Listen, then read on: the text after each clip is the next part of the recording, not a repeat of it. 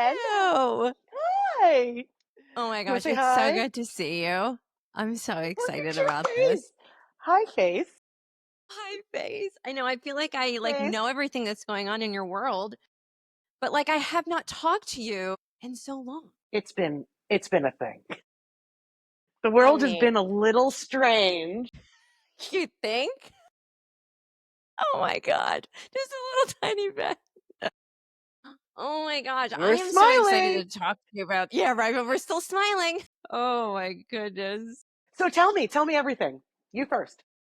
Everything. Oh my, I feel like it's been 10 years. Because it has. Can we are we gonna talk till tomorrow morning? Like, I feel I like guess, there I guess if it has to happen, it has to happen. mean, seriously. Yeah, things are good. My daughter's 15, I which is can't believe nuts. that. Yeah, Yeah. she's doing really good. So, yeah, Because it's she has it's a very good exciting. mommy. It's very exciting. It's very exciting. She has her 8th grade graduation in a few weeks. So, How it's did very she do during the pandemic? Because so many kids, you know, especially the ones who have special needs, were having a really hard time, as were the parents. yeah. Listen, they we set up this room that I'm in was actually her classroom. It was our guest room, and then it was a classroom. Not really classroom, but it was, we had her device in here, and but they do academics and stuff, and I'm just like, whatever. Like, stuff comes home from school, and I'm like, are you really learning about this? Like, I don't know that you're retaining any of this information. Right. So, to be honest with you, and that's like the heartbreaking part of like being a parent of a special needs kiddo, that like you Yes. just comes to a point where you're like, we're not going to work on these goals anymore. Like, I need her to just be able to say her name. Like, I don't really care if she knows that this is a solid and this is a liquid and this is, like, I don't care if she She'll knows figure that to, out. yeah, Like, like this is a I life just lesson. right. I'm like, I don't need, so there are a lot of goals that we abandoned because, it's just the decisions you have to make. Like, we're going to be done working on shapes because she's never going to have to know if that's a circle or square. So let's just have her learn, things that will keep her alive. So yeah. And Good so week. Yeah. when we were doing like distance learning and stuff, she was okay with it. The problem is she's only child. So, she loves school. She loves going to school and being in that social environment. She doesn't socialize like a Yeah. typical child, but she likes to be in social situations where she can just kind of watch everybody and listen. And so Yeah. I could tell that that was really taking a toll on her, all of us, really. It was just like you drive yourself freaking nuts. But Was it yes, regressing in any way? Were you losing traction? mm-mm. No, Oh, she that's was actually wonderful. excelling. More words were coming out, and I don't know if it was just because she was almost forced to like do something because like nothing was happening. She's like, I'm just gonna start saying words that no one has heard me say before. That's what I'm gonna do. That'll get their Um, attention. that'll get their attention. But yeah, but she's great. I quit my job that I had for like ever. And this is why I'm so excited to talk to you about the class because um, I started running this teen mom mentorship program. And so I ran this Oh mentorship program for 10 years and I ran it through the pandemic, which is my crazy. God. Yeah. So we had to like totally change our model because now we're 100% virtual. And what does that look like? And, how do you mentor a kid virtually? And a lot of our teen moms like didn't have Wi Fi and didn't have, it's like the whole thing. And we're like, I don't even know. The distance learning thing, I was like, yeah, these girls they don't have Wi-Fi, like, or good Yeah. Wi-Fi, I should say. So, now we're Yeah. walking to the McDonald's to try to get on the free Wi-Fi and learn. And I And am the pregnant, have a distractions. baby. There's And, like so many it's distractions at home. Like you can't. well, and we would have to talk Uh, about that kind of stuff just in general, because, these are kids that are in 2-bedroom homes with 10 people yeah. and an Yeah. infant and multi generations, boyfriends coming in and out. We've got animals. I've been in these homes. I know, and it's like, I don't know Like, how there's no privacy, it was hard like that. It was really tough on. on that demographic that we specifically worked with. I mean, these girls would, especially when they would get pregnant, they're like, yeah, you're dropping out. Like, you're not staying in school. You will work in the fields. South Florida is like everyone, we've got Haitians, we've got kiddos from Guatemala, and they literally work in the fields with their babies on their back. I mean, I've seen it with my own eyes, and it's miraculous what these moms do with working with their babies, and that's what their family expected them to do. And some of these girls, like, they're extremely intelligent. They wanted to go to school, but their parents were like, Yeah. yeah, no, we can't afford another mouth, so you're going to have to work to pay for, this person. Yeah, Yeah. so crazy, so I crazy. can't But believe you went through that during the pandemic. I just can't. it was hard, These and it poor, was hard for all mentorship programs. I mean, it was like, well, what the hell? Like, how do we keep these relationships so strong without them seeing each other in person? Because we know that makes such a big difference. And it required us even to retrain our mentors on how to build virtual relationships, because it is so different than, being, in the same room. And then yeah. having to give birth during COVID with these teenagers. I mean, forget about it. Like, it was a Yeah. whole freaking nightmare. But Yeah. yeah, My so I baby did that, sister and had a then I baby. left. I'm like, I'm So out. you just, after I how I long? no, I quit a year ago. It'll be a year in May. So I was there for 9 years. Wow. Yeah, I was there for 9 years because I started working there right as the documentary was coming out. And so I worked there, and then I left just because they were just taking the program in a direction that I didn't agree with. So I was like, Really? can't do this anymore. And so then I started my own consulting firm called Mentorsphere, and I want to consult with other mentorship programs. Right now, I'm working closely with a mentoring software company, and helping them with their social media management Wow. and stuff like that. Yeah, we actually used the program while I was doing my program, and I loved it. And so I reached out to them, and they're like, yeah, come consult with us, because that 'Cause side there's of so the few program. programs out there. Oh, yeah, there's not a lot of software that is specifically for youth mentorship programs. So I've been working with them on that. And then I started my Hearts of Stars podcast. And then that got picked up Yes. as a TV show for like a hot second. And then it didn't. And then and then it got dropped after 2 seasons, and so I just kind of restarted that up again. So I'm so excited Really. about it, though. Like, this, I feel like I'm doing what I'm supposed to be doing with this podcast, and that feels really good. Like, that, I feel like this is my way of also giving back, being able to still, like, talk to amazing people, but elevate, their documentaries or their charity work or their causes or whatever it is. I'm having a lot of fun Yeah. doing like the social media campaigns after the episode. Like, that's just, I'm really like feeling like this is the sweet spot for me. Yeah. So You yeah. were guided here for just the right reasons, like it'll all be, it'll be crystal clear when you're looking back. Hindsight is 50, like, Yeah, I know. yeah, yeah. You're going to look back and go, oh yeah, that had to happen. Because if that hadn't happened, then this wouldn't have happened. And then I wouldn't be No. here. And that.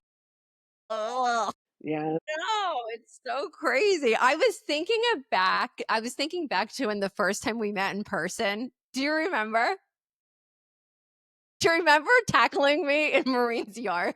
I would do it today Oh too. my God, I would do it today. You better hang on. Oh my God, I loved it so Tackle much. and hug, tackle and hug. It was so good. My gosh. I can't believe that was 10 years ago. I just, It's so And it's crazy, amazing right? because that project is the one that I had done projects like that before where it's like it hadn't been sold, it wasn't through a network, it wasn't like the big payday, but it was like a topic I really cared about.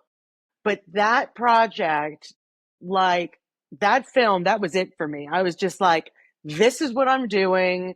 I'll do the other stuff if I need to pay the bills, but like, I'm not going to go out and go, hey, you can pay me very little and I'll work on your stuff. But like, I started like asking the universe, like, I want to work on these good stories, the good noise.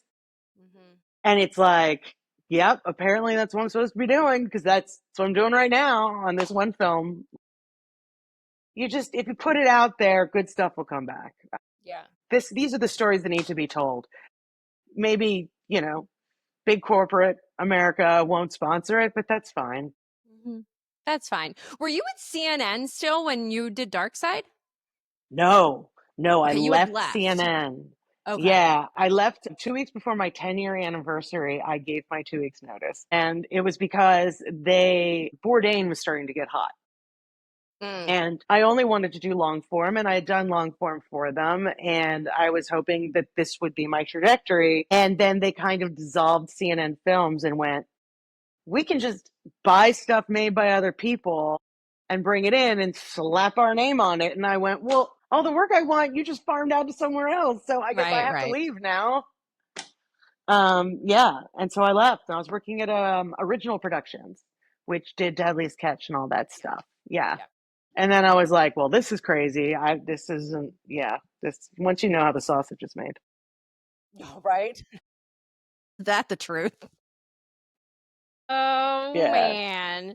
Well, I need to know how am I addressing you through this podcast? Because I see you as Rachel, I see you as Wax. I don't know what is happening. I love either. You tell me what you want me to refer to you as. So yes, I am Wax. Wax, I That's love what it. you call me. I Wax. will call you that. I love it. Yeah. I love it. Well, we should probably start with how we even know each other. Yeah. Let's go way back 10 years ago. And it's funny because I'm trying to figure out, because it's been 10 years, how Maureen found you, because it was her who found you. It was not me. I had no connections to the entertainment industry at all. But Yes. she found you, and she found you to where, and I have never even talked about my documentary on this podcast. So this will be the first time I'm ever even talking about it. So it's Yes. kind of crazy that it's been 10 years. But yeah, so we brought you on to edit our documentary, Dark Side of the Full Moon. I'm going to put links everywhere for it if, people want to watch it.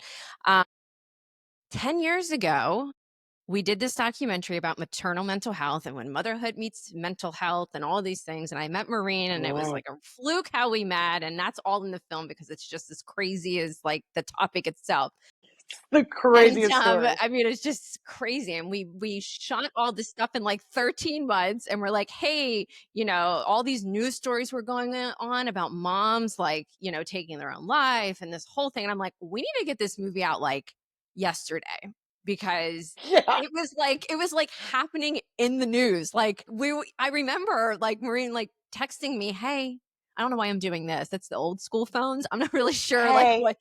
hey, Hello. Like, anyway, but I remember her texting me and just being like, oh my God, another mom like died. Oh my God, another mom is in jail. Oh my God. And I'm like, this is nuts. Like, this is just nuts. So we found you, and boy, were you our little rocket, our rocket that just got her done to get it done. meant to happen. And I swear to God.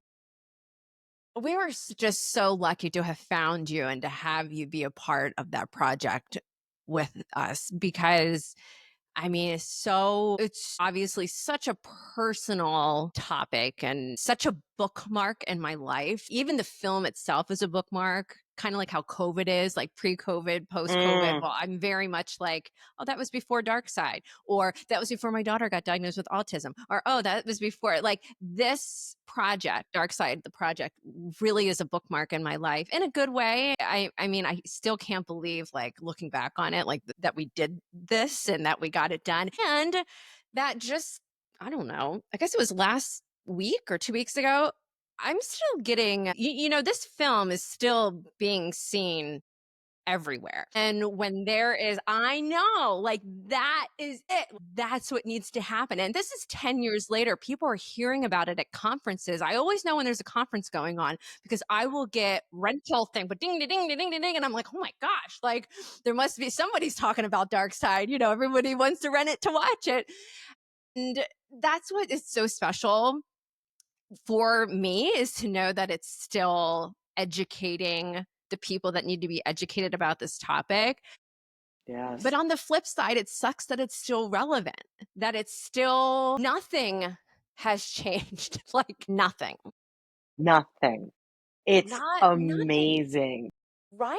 It blows my mind. And I made the mistake of assuming when talking to a family member, a niece who was pregnant second or third time, and I said, so, how are you doing? She wasn't doing very well.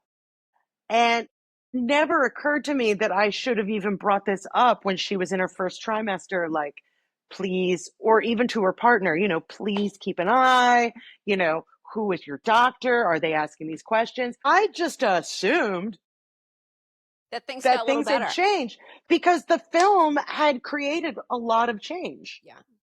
right? Yeah, I a lot of mean, change, a lot of conversation. Absolutely. I think it created a lot of self advocacy, right? Women, were really empowered to go in and ask the right questions and not feel shame for feeling those feelings and all of that. I think it did a lot of that. I don't know how much it did for the actual like medical community as far as taking the yeah, reins and really putting their foot down in their individual practices and saying, we need to do this. Like, this needs to be the standard of care across the board for all women coming in, not just those that present with tears or have a mental health history, if they're even asking about mental health history, or a high risk pregnancy or whatever it is, that it just needs to be a blanketed, we need to ask. Like, we need to ask yeah. these questions. Are And insurance companies now at least acknowledging postpartum? Has that changed at all? I think they are recognizing like a fourth trimester situation, like a few weeks after, but it's still not where it needs to be, and it needs to be where some of these other countries are. And we talked about this in the film. I remember like all the We talked countries like about this. running down the screen, and we were like the very last like developed country that doesn't even have, paid maternity leave. Like, that Yeah. still isn't happening. So, I but believe we were below Afghanistan, I think I we were believe. below Afghanistan. Yeah. Yes. Yeah. Yeah. And I mean, that's not a great place to be for women's healthcare. If we're supposed to be the greatest country, Supposed to be right? the greatest country in the world, but yeah, but we're not, and we're not taking care of mom, and we're still not. But I'll tell you that it's just so neat to kind of see it's still being used for the way we wanted it to be used. It's still being used that way. And that's like really exciting, and it's me feel good. And we've had so many people reach out and be like, are you going to do another one? And I'm like, we don't have to. Like, this is all like this. Now Seriously. there are a few updates with like individual stories, but Yeah. otherwise the And content is the same. I would love to get my hands on it again because now the technology has changed. So, for example, because you guys were doing this as a real documentary and it was run and gun style, and you guys are just filming and it's real and there's nothing. There was one scene where there was crickets or something and the cicadas going crazy in the background and there was no way to get rid of them. Well, now I press one button and I could get Yeah. rid of them. Don't Ooh, give tease me me. that audio. I Don't think tease about me. it every day. Every And I day I know think the about it. exact scene you're talking about, which is so funny. That was so loud. I know. Oh my gosh. It feels Film, I just want to fix it. so cute. I know. I watch it and I'm just like, first of all, I don't even recognize myself. And then I'm just like, Wow, wow, really? I don't recognize myself. And I was like, man, I was like really brave to like say all those, like to just be so like, here it is. Like, this is what happened to me, and just kind of throw it all out there. But wow, what a difference it makes, or it's making, at least for the women that are watching it, because I know that it's changing their conversations that they have with their friends or their physician or whoever. And that's, all it takes is one person to ask, how are you? And to know how to respond and read all the physical cues of the mom who's maybe like hiding, like how she's really feeling. And that's it. And then that person will feel seen and heard, and they will get help, and it will be better. Like, oh, so How many times have you seen a story within the past, say, 5 years? I mean, hell, in the past 10 years, but even recently, how many times have you seen a story and it was a mom with maybe a 2 year old or a 1 year old and she did something crazy? And how many times did you think to yourself, I'll put money down that this poor woman is untreated, Yeah, for postpartum 100%. depression. 100%. And that's someone told her just to cheer up. You should be happy you have a Yeah, you should healthy be child. happy. Go pray on it. Just go pray on it. Just go to church. I mean, It'll yeah, be all fine. the time. We hear it all the time. In fact, there was one very recently in the last couple of weeks. Yeah. And I don't know if she killed herself in the I'm not sure, but I mean, yeah, every time because I just think I mean, it's so sad. It's just so incredibly sad because it's so avoidable. And I just don't know why things have not changed on a bigger scale, but they haven't.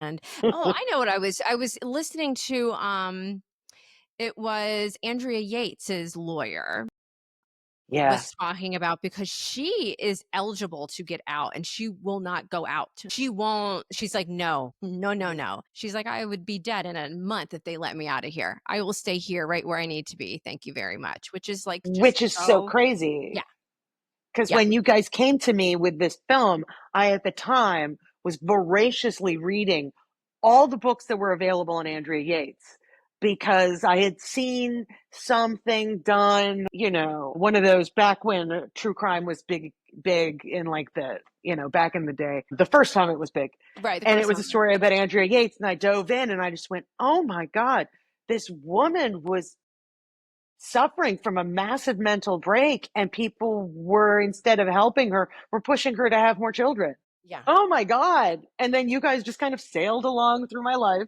yeah. We Hi, did. Hi, here we are. here we are. Let's make this movie in two Let's months. make this Yeah, what is happening? It was so crazy. But yeah, but I want to talk about the class. the Now I'm class. going to be straight up honest with you. I've not watched all of the episodes yet, but I took a really big deep dive into like all of the other stuff that I could get my hands on when it came to like the individual stories and all of those things and the social action part of this, which I love, and really the film just being the catalyst for the conversation and for these things to inevitably get fixed. Yes. And anything that has to do with the public school system or education, ever since I was doing like my mentorship program that I was doing when I worked full time, like it's just so interesting to me, like how broken our education system is just in general. Like, first it was the healthcare system, got a front row seat to that. And then it was the education system where I was like, oh my gosh, like, what is happening? Like, this is awful. Like, this is so broken. Does not work for 90% of the kids that are going to school. Like, it just is not working for them. And it's interesting because when I was doing this mentoring program, a woman came to me. I should say woman, she's my age, came to me, and she started a mentorship program called Path to College. And she's doing exactly what this film is all about. She is taking Of those this. kiddos that, first generation college students, um, and getting them to these like top rated schools through Yeah. mentorship and Wow. fellowship, and it's just Yeah. awesome. And so when I was able to take a deep dive into all of this, I was like, oh my gosh, this is like right up my alley. I love all of this so much. And David Diggs, let me tell you something, I love that man. I am a huge Snowpiercer fan. Piercer is like my jam. So when I saw that he was executive producer, I was like, oh my gosh, this is going to be so good. So I can't wait to binge it. So that's probably be my weekend thing where I'm going to binge all of this stuff. But I want to know what drew you to this project.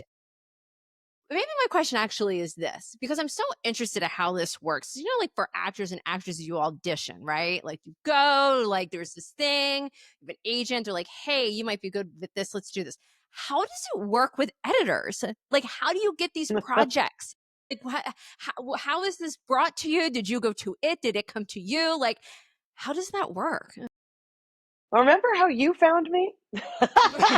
so so so you somehow build up your resume, right? You somehow get projects, whether back in the day, because When I started, everybody didn't have a cell phone in their hand. Right. Cameras required money. You couldn't Right. just go make a film on your own. You needed to have people, right? And so I built up my resume and a reputation because people have the get for having a job like on any film because it takes so long to make a film is you got to like the person because you guys are stuck with each other in the trenches in the most stressful situations. You got to like each other.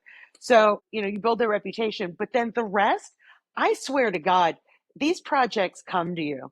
Like with the Dark Side of the Full Moon, it was my friend Avriel, and she and I had worked at CNN together, and she had heard from somebody that they were looking for an editor, and she went, "Oh my God, Wax, that's her job." Passed my name along. You and Maureen and I got on the phone the first time, and we were just like, "We love each other." And I just went off, and we were like, "This is going to work out great." And so for the class, it was I tell people there are two answers for how I got this job. The first answer is a friend of mine was asked if she would edit this. She was already booked, and she said, "But my friend Wax would be perfect for this." That's answer one. Answer two is this. So the class is about a counselor, right, who helps kids who are struggling for many different reasons get through the college application process and into college and figure out their financial aid and their scholarship programs and all that stuff where they don't have the support system necessary. Well, Mr. Cam, who is our lead counselor in this series, he works for something called the EOP program, the Educational Opportunity Program. There's one in every state or almost every state, or there should be one in almost every state. And so each one is different, but there was one in my state and I'm an EOP student. And my Mr. Cam, who saved me from a totally different, much darker reality if he hadn't, my Mr. Cam was named Will Ortega.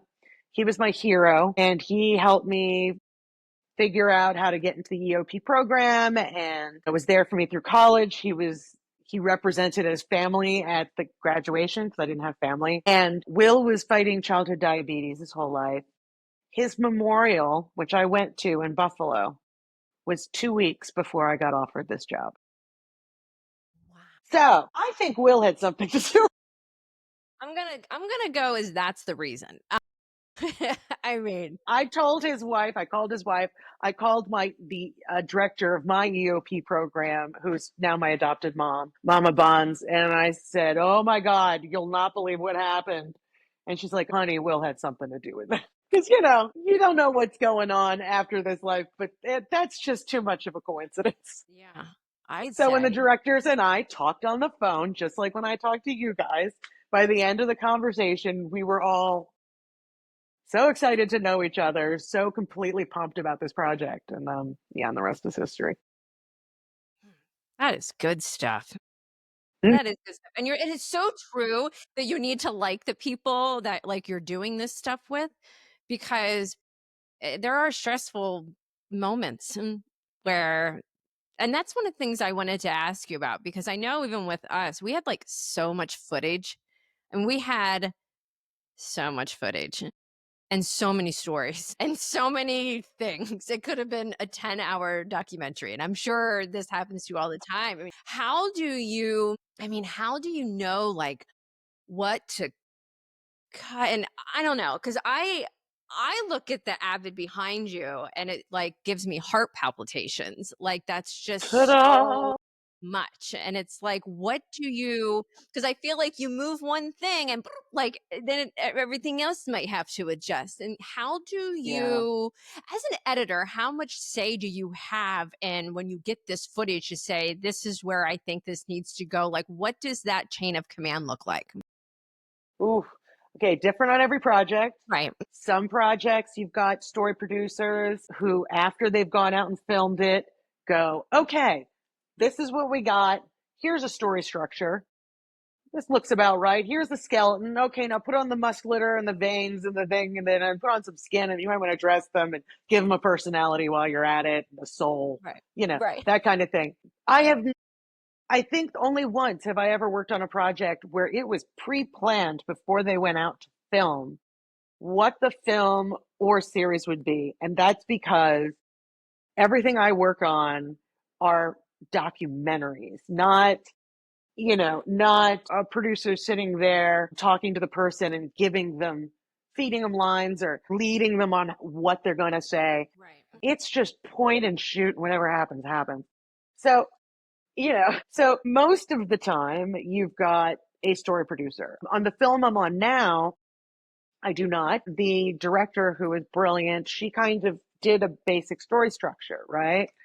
Um, but what you remember filming and what you actually filmed are always two different things, because you cannot separate what you see with your eyes and what you see with the camera. There's no way.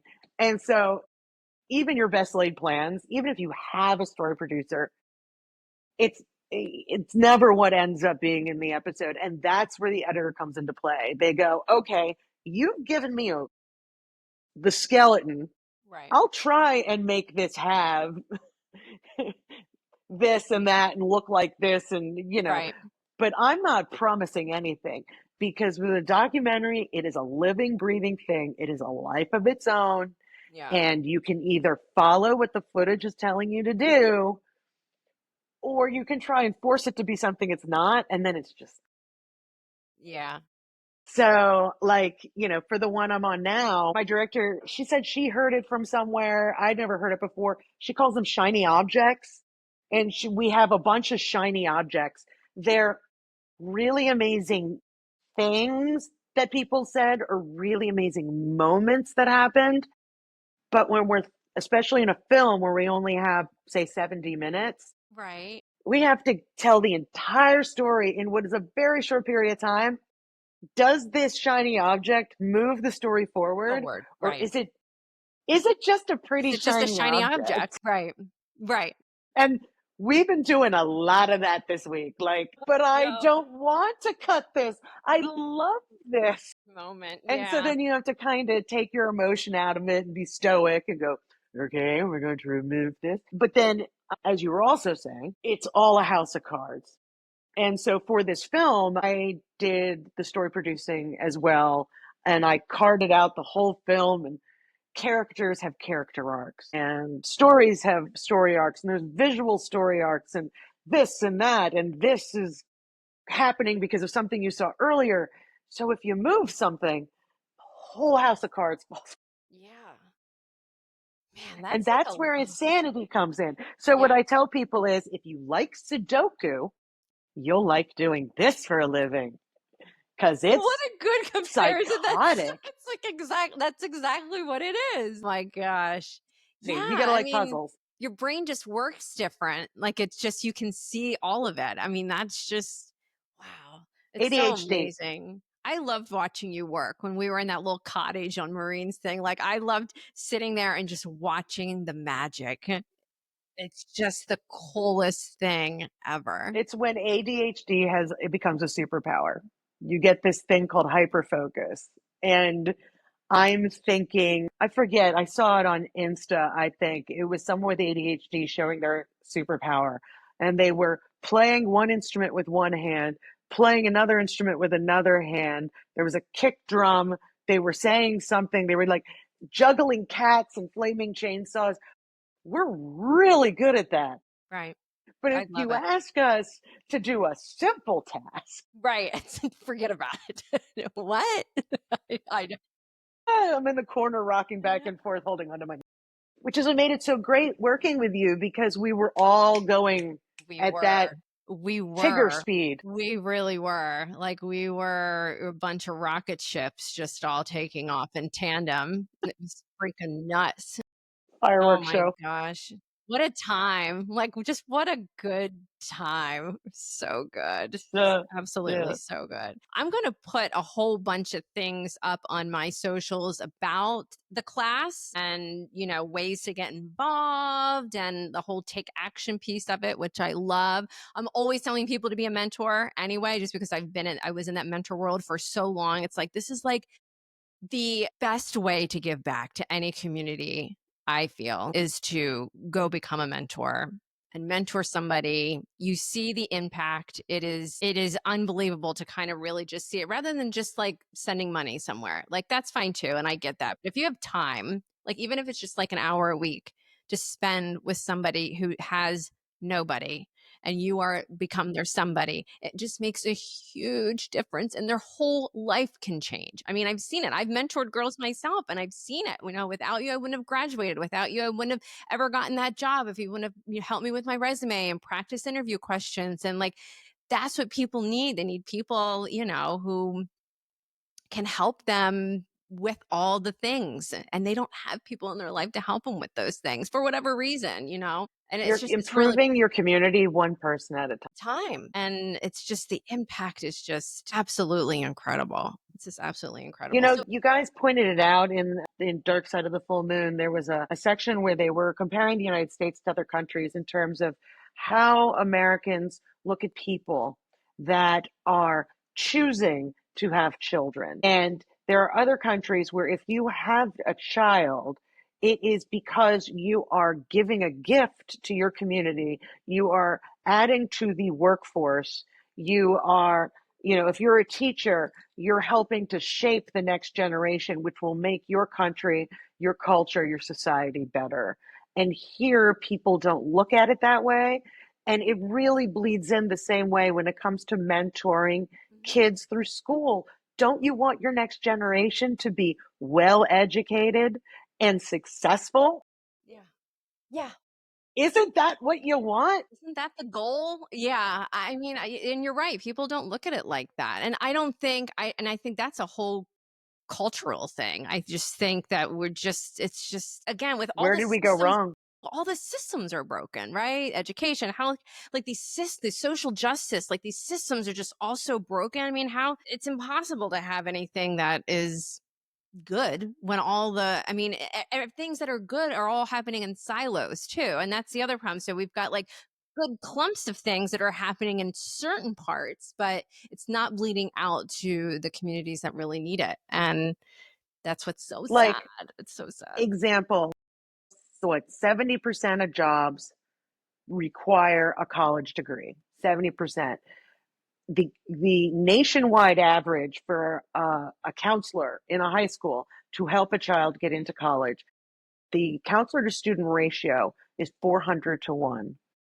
In California, it's 800 to 1. I mean, it's just obscene. At my high school, and I'm not blaming my high school at all, but at my high school, I didn't even know we had one. Yeah, I don't think I knew we had one either. Maybe we didn't. I don't know. No, because I didn't have any parents going, go to College, right, college, right, or telling, not even saying go to college, but just telling me that it was possible, that right, I was allowed to believe that I could do this with my right, life. right. Yeah. Just crazy. Yes. So, yeah, College Advising Corps, the American School Counselor Association, both amazing organizations. Donate your time, even big sisters, big brothers, Yes, you great know, mentorship program. Yes, uh, absolutely. Absolutely. They have small a random act of kindness. That's all it yeah, takes. yeah, that's all that it takes. And part of the clip that I did watch today of the series was when they were reallocating school funds to bring in more police officers. Office It's school like, resource officers what is happening? And then that they're are cutting getting all these paid, after school programs, and you're like, what is mhm, going on? Like that. that are getting paid much more than counselors, you know much and more. even right, and even in my little bubble of a community here, um it's amazing how, like I said, like I just felt like decisions and things were being like decisions were being made by people that didn't have feet on the ground. I had feet on the ground. I mean, I was literally in their homes, on the ground, in the hospitals with these girls, in the schools. I know how the teachers treat them. I know how doctors treat them, which is horrific. They all had Mm. postpartum depression. I mean, like, they all had, most of them had high risk pregnancies. It was like this whole thing. I just felt like we were allocating funding the wrong way. Yeah. And I was just like, I can't do this anymore. Like this feels really gross. Like now I just feel it just feels gross. Like I just like I can't do it. Like I can't have my name on this anymore. I can't do it. Yeah. And yeah, and it just became more about numbers, and it becomes more about quantity than quality because funding's always attached to like, how many people do you have and you get this dollar amount, but it's like how we're using the dollars are kind of like so Yeah, it's exactly. it's just like, That's oh my exactly. gosh, like I It's ugh. It's yeah. ugh. And it is all about getting involved, like, going to a school board meeting and really getting involved. And, but that's hard too, because now we've got parents that are like working 50,000 jobs so they can afford anything in this Yep. country. So now we can't go to school board meetings and we can't. I mean, this is what I mean how the system's being broken. Like, Like it's like you can't even get ahead. It's like, you're drowning essentially, I and almost feel like, and this is an idealist point of view for sure, but I feel like it would be really great if there are some countries where you have to do military service, right? When you're like for 2 or 3 years or something like that. I always thought, wouldn't it be great if whether it was people that just recently graduated college or something like that, as part of getting their college loans, their Pell, their TAP, whatever, they were required for 1 to 2 years to choose a way to give back. And mentorship would be one of them to help bring in the next generation, because they don't have time.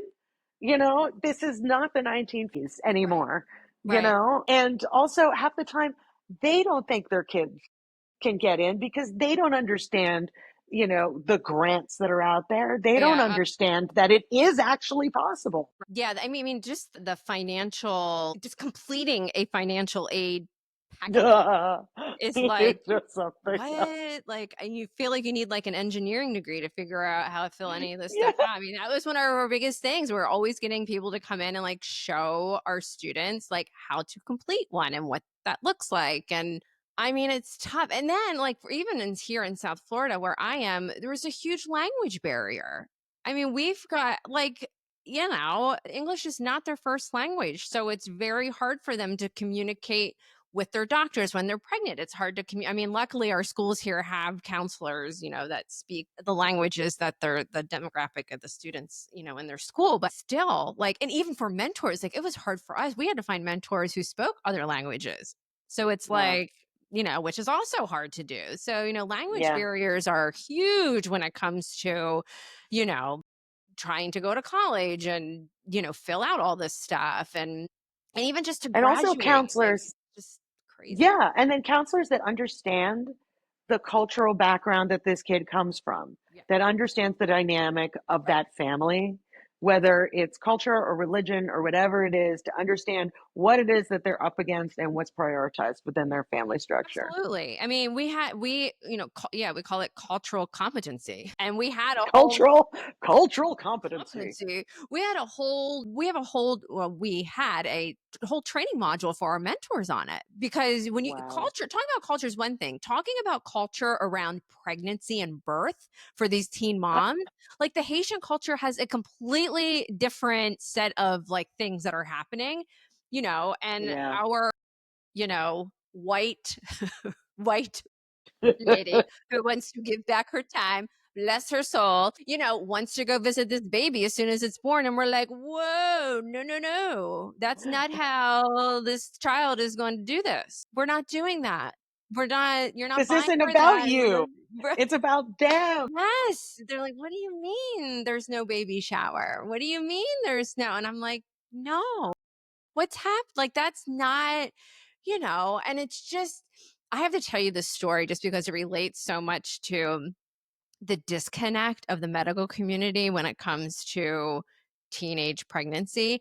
And it was in Boca Raton, Florida, which is very like upscale, whatever. And this girl, she was 14. No, she was 13. She was 13 and she was here living with her brother and all of her cousins. All of them, all the cousins were male. She was the only female in this property where they lived. She was also the only one who spoke English or could communicate, get her way through, so she's the one who always dealt with the landlord and like all this. She's 13 and she's pregnant. And Wow.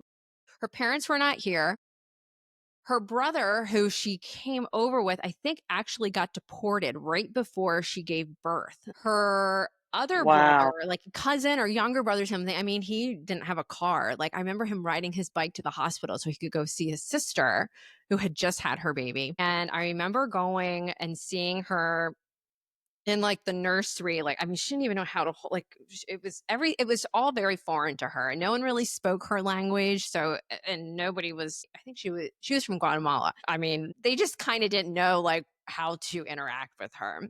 And I Yeah. remember being she left the nursery. We came into her room, and I'm just sitting there talking to her. And the doctor comes in, very white male doctor comes in, and he was like, so you're going to be able to go home tomorrow, and it's going to be really tough the first couple of nights, when me and my wife had our first baby, we just took turns back and forth. Just, you got to make sure that you give yourself some time to rest. And I'm thinking to myself, holy shit. Like, What planet are you on, man? what is happening right now? Look around right now. What? She's 13. I was literally watching her in the nursery with her baby, and this woman who was there seeing her own grandbaby came up to me and goes, "How old is that child in there?" I said, "Well, she's 13. This is her first baby." She handed me $300 and she's like, "I need you to go buy her whatever she needs, like right now." I mean, she didn't have a crib, she didn't have a stroller, she didn't have anything. No. Unless it was hers. Apparently the doctor thought that she was married and had a spouse who could like take turns at night during Like feedings. autopilot? Like, Like, was what is he? and exactly. And so that was a real big eye opener for me to be like, wow, not only is it these mentors who are training that don't really know how to interact with a teen who is pregnant, and not just any teen, but a teen from a very specific culture or a very specific background who has no parents here, who could be emancipated. They don't speak the language. I mean, there's all kinds of things. We had to prepare them for that. But then I was like, oh my God, this is a doctor. Yeah, it feels like you want to. Are you a doctor? Yeah, Or do why you would I be just like, play are one on you, TV? can you read? Like, can you, I mean, her body Well, I love when they language, walk in with the chart and they look at it really quick and then they look up and I'm like, you you didn't read didn't read that. anything. You don't even know how old I am. You don't even know Like my you read, name. you're asking questions I already answered. It's on the It's chart. on the chart, man. I filled it out. Didn't It's even just, read it. Didn't even read it. I just like Yeah. it pains me to know like geez, it's just absolutely not. I mean, I can't Jeez. wrap my head around it. It's just crazy. But I commend you for taking on these social justice type stories because like you said, I know they're not the big like box office, Memorial Day weekend opening movies.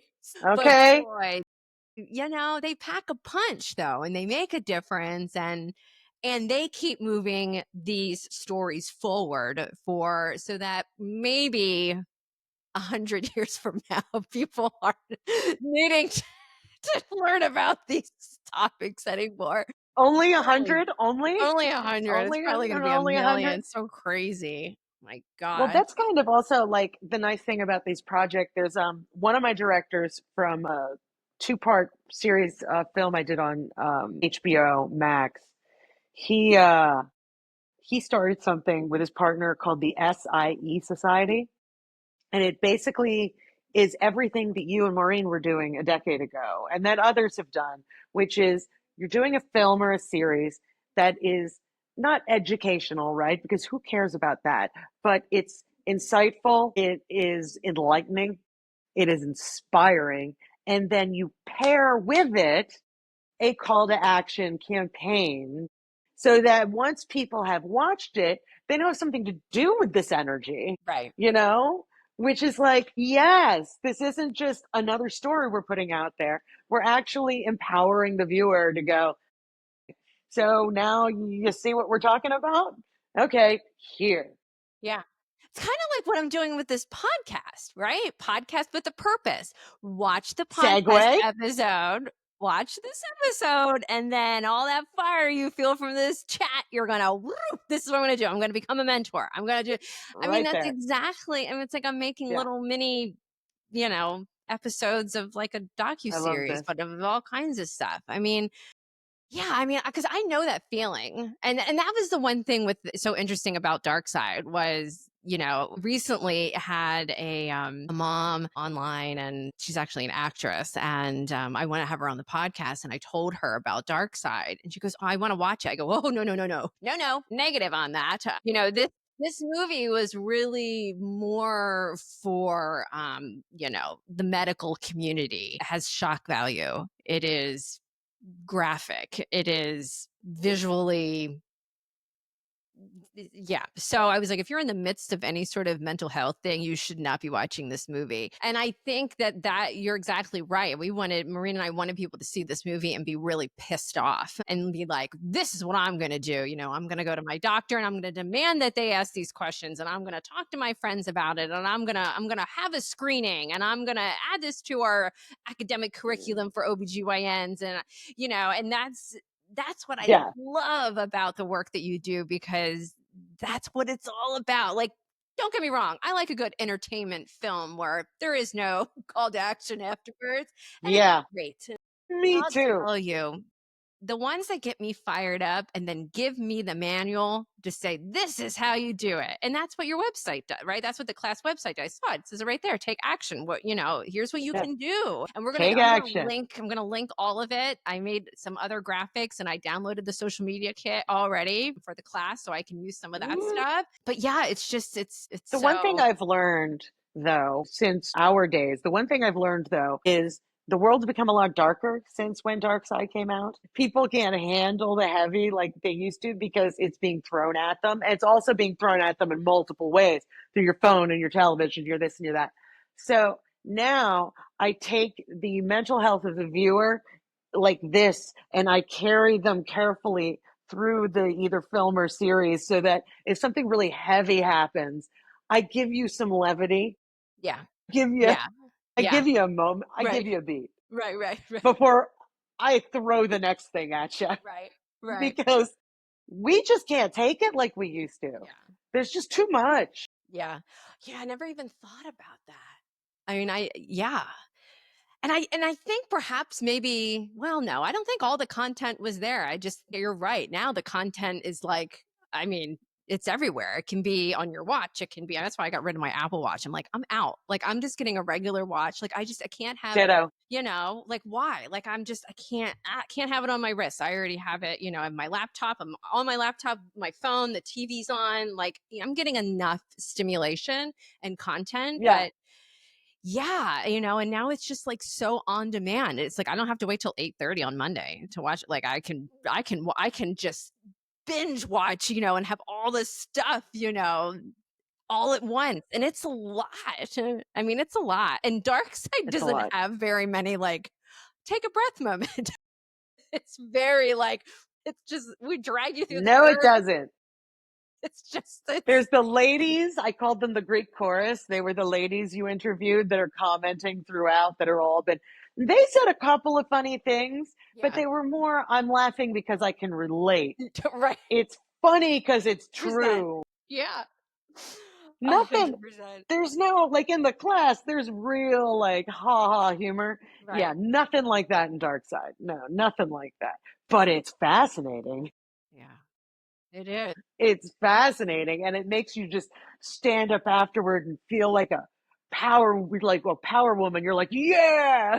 Thank you so much for jumping on Hearts of Stars and reminiscing about. I can't believe we've known each other for 10 years and talking about the documentary that brought us together and the class, which I'm super duper excited about. I'm going to post all kinds of things about it. And yeah, link everything in my bio on Instagram. So we'll keep moving the story forward, right? That's what we're going to do. Keep moving the story forward. All right, girl. Thank you. Thank you.